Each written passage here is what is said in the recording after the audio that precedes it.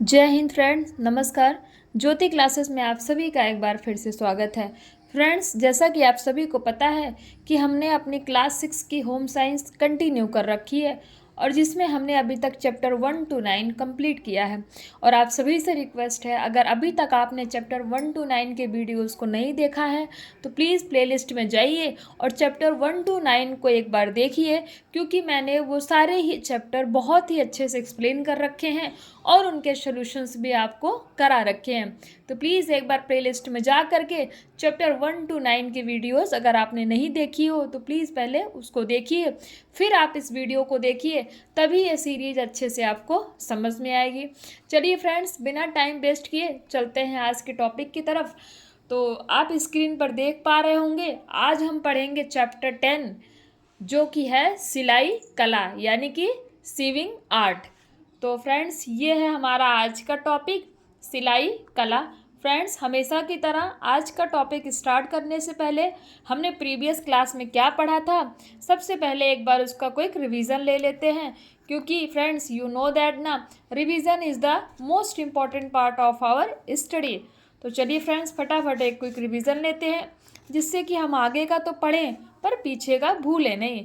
तो ये आप देख सकते हैं फ्रेंड्स, ये है चैप्टर 9 के स्मरणीय तथ्य, और हमने कंप्लीट किया था चैप्टर 9, जिसमें हमने पढ़ा था गृह परिचर्या व रोगी का कमरा।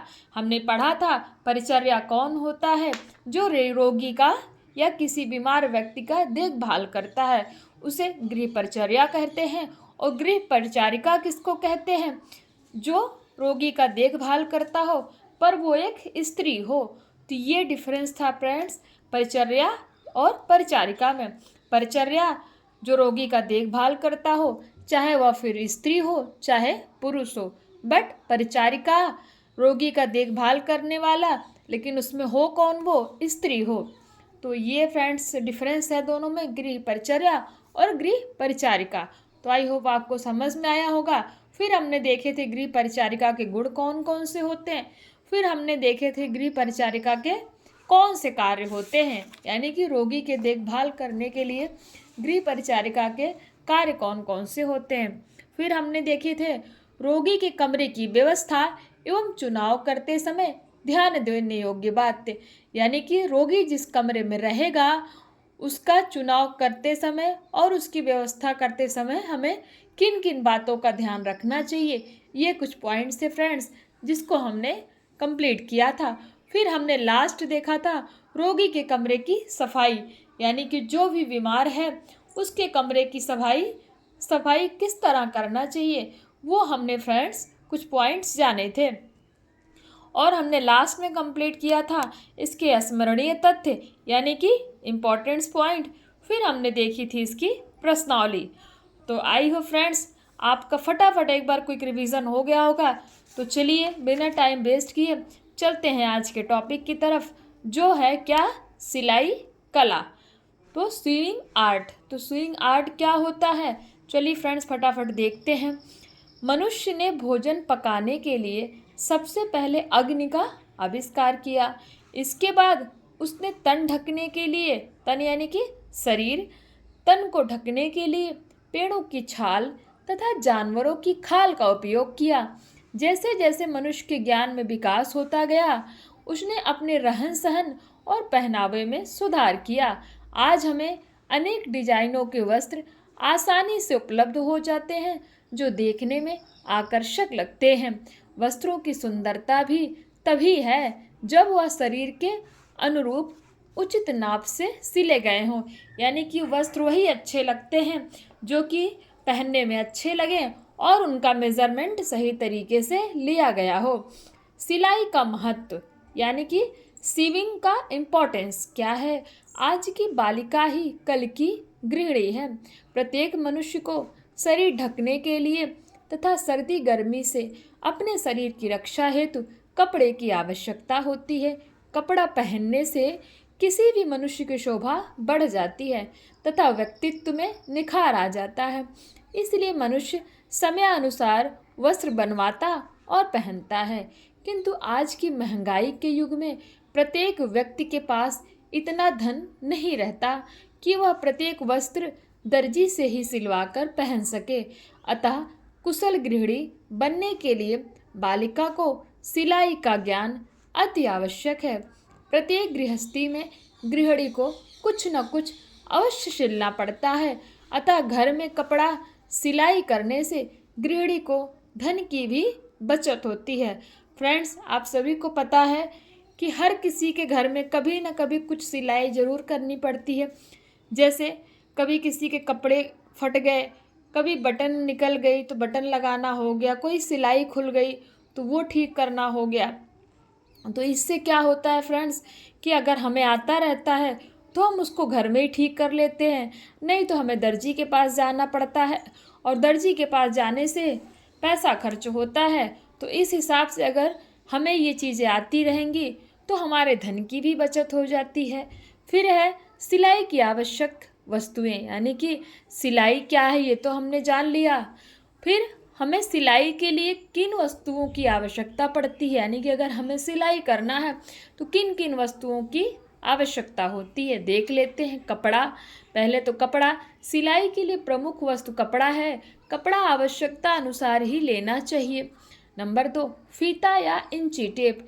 यह कपड़े की पतली पट्टी होती है जिस पर इंच तथा सेंटीमीटर के निशान बने होते हैं। नाप लेने में इनका प्रयोग किया जाता है। फ्रेंड्स, सभी को पता है कि इंची टेप किसको कहते हैं और सभी के घर में मौजूद होता है। नंबर 3, सुई। सिलाई की प्रमुख वस्तु सुई है। इसका प्रयोग कपड़े की सिलाई में किया जाता है। पतले कपड़े के लिए महीन सुई एवं मोटे कपड़े के लिए मोटी सुई का प्रयोग किया जाता है। तो फ्रेंड्स, ये आप देख पा रहे होंगे, कुछ चित्र आप देख पा रहे हैं जिससे कि जो कि सिलाई में यूज़ की जाती हैं। क्या क्या? पैरों वाली मशीन, फिर हाथ वाली मशीन, फिर कपड़ा नापने के लिए मीटर, यानी कि ये है मीटर जिससे कपड़ा मेज़रमेंट किया जाता है। फिर कोयले वाली प्रेस, फिर धागा, फिर सुई, कैंची, बिजली की प्रेस। आप दोनों में से कोई भी यूज़ कर सकते हैं क्योंकि कोयले वाली प्रेस अभी नहीं चलती, क्योंकि अभी हमारे पास इलेक्ट्रिक प्रेस है। तो दोनों में से कोई भी यूज़ किया जा सकता है।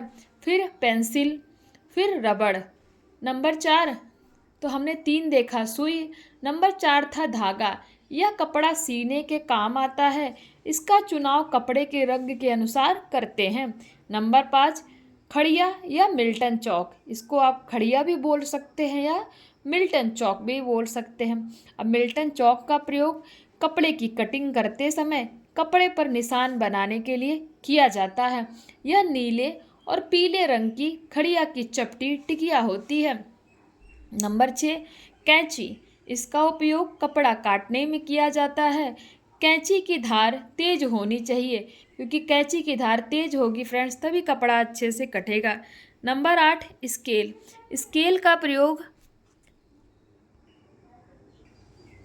Number 8, scale. स्केल का प्रयोग कपड़े की ड्राफ्ट खींचते समय अवश्य किया जाता है। ड्राफ्ट खींचने में यह बहुत ही उपयोगी होता है। और फ्रेंड्स, ये नंबर 7 तो हम भूल ही गए, क्या था? मशीन। मशीन से सिलाई बहुत शीघ्र होती है।